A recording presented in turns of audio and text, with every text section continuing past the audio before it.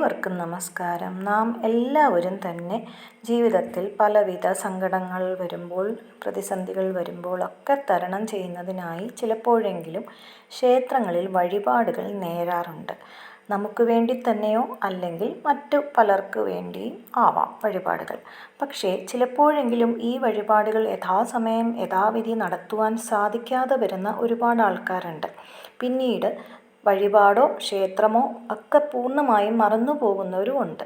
പിന്നീട് ഏതെങ്കിലും ഘട്ടത്തിൽ ഇത് ഓർമ്മിക്കപ്പെടുമ്പോൾ, അയ്യോ ഭഗവാനെ, ഞാൻ ആ വഴിപാട് പൂർണ്ണമായും മറന്നല്ലോ, ഇനി എന്തു ചെയ്യും എന്ന് സങ്കടപ്പെടുമ്പോൾ ഇതിന് പരിഹാരമുണ്ടോ എന്ന് ചിന്തിക്കുന്നവരുമുണ്ട്. തീർച്ചയായിട്ടും പരിഹാരമുണ്ട്.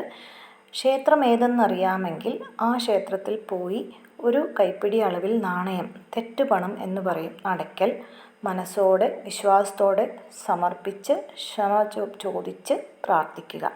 ക്ഷേത്രം ഏതെന്നറിയില്ലെങ്കിൽ അടുത്തുള്ള ശിവക്ഷേത്രത്തിൽ പോയി ക്ഷമാപണ മന്ത്രം ചൊല്ലി യഥാവിധി കാണിക്ക സമർപ്പിച്ച് പ്രാർത്ഥിക്കുക.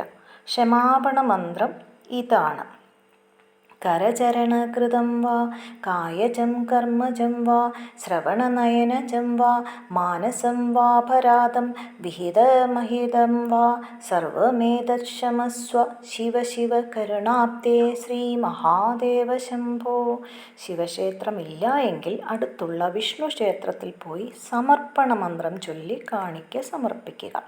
കായേന വാചാ മനസേന്ദ്രിയർവാ ബുദ്ധ്യാത്മനാ വാ പ്രകൃതേ സ്വഭാവാത് കരോമി യദ്യ സകലം പരസ്മൈ നാരായണായേതി സമർപ്പയാമി. കഴിവതും വഴിപാടുകൾ യഥാസമയം തന്നെ പൂർത്തീകരിക്കുവാൻ ശ്രമിക്കുക.